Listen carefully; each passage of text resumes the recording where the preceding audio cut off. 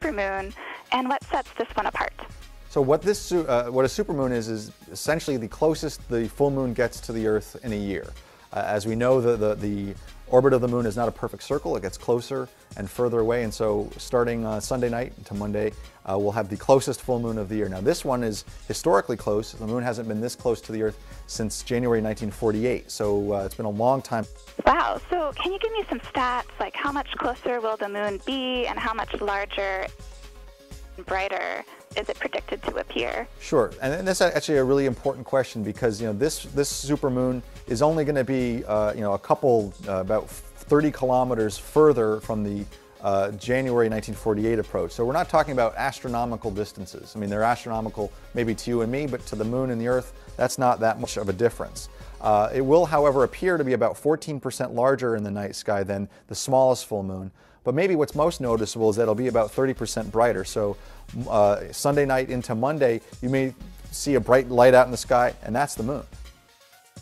Wow, so even an amateur person who's going out to look at the moon, do you think they'll notice a difference?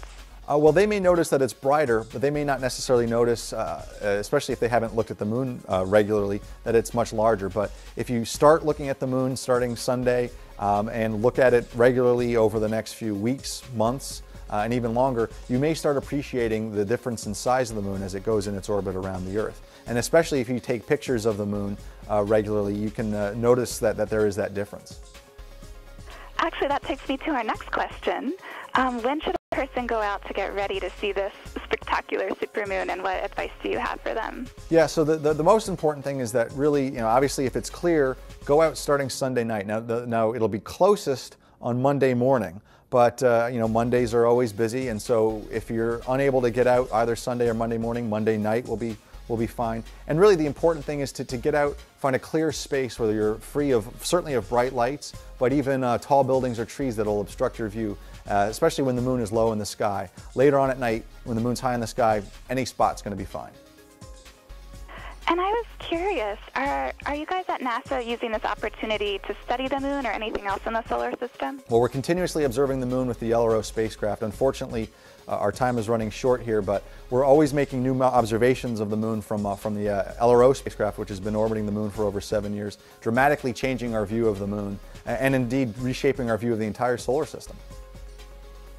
Great. One last question. If people miss this supermoon, when is the next supermoon that they can see? Next time it'll be this close as November of 2034, and unfortunately I've got to run now, but set your calendars for November 25th, 2034. Total eclipse of the harvest moon, presented by Science at NASA. In the days before light bulbs, farmers relied on moonlight to help them harvest their crops. Many crops ripen all at once in late summer and early autumn, so farmers found themselves extremely busy at this time of year. They had to work after sundown. Moonlight became an essential part of farming, and thus the harvest moon was born. According to folklore, the harvest moon is the full moon that falls closest to the autumnal equinox, the hectic beginning of northern autumn. In 2015, the moon is full on September 28th. Less than a week after the equinox of September 23rd. The coincidence sets the stage for a nice display of harvest moonlight. But wait, this year's harvest moon is not like the others. It's going to be eclipsed. On the night of September 27th and into the early hours of September 28th, the full moon will glide through the shadow of Earth, turning the harvest moon a golden red color akin to autumn leaves. The action begins at 9:07 p.m. Eastern Time on the evening of September 27th, when the edge of the moon first enters the amber core of Earth's shadow. For the next 3 hours and 18 minutes, Earth's shadow will move across the lunar disk. Totality begins at 10:11 p.m. Eastern Time. That's when the moon is completely enveloped by the shadow of our planet. Totality lasts for an hour and 12 minutes, so there is plenty of time to soak up the suddenly red moonlight. The reason the moon turns red may be found on the surface of the moon itself. Using your imagination, fly to the moon and stand inside a dusty lunar crater. Look up. Overhead hangs Earth, night side facing you, completely hiding the sun behind it. The eclipse is underway.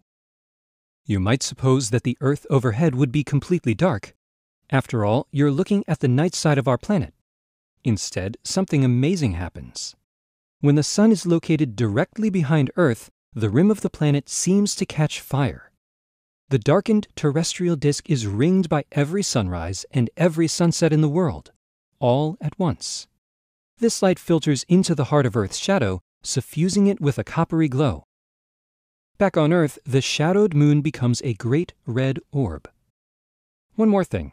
The full moon of September 28th occurs near the perigee of the moon's orbit. That is, the point closest to Earth. This makes the harvest moon a supermoon. The super harvest moon eclipse will be visible from the Americas, Europe, and Africa.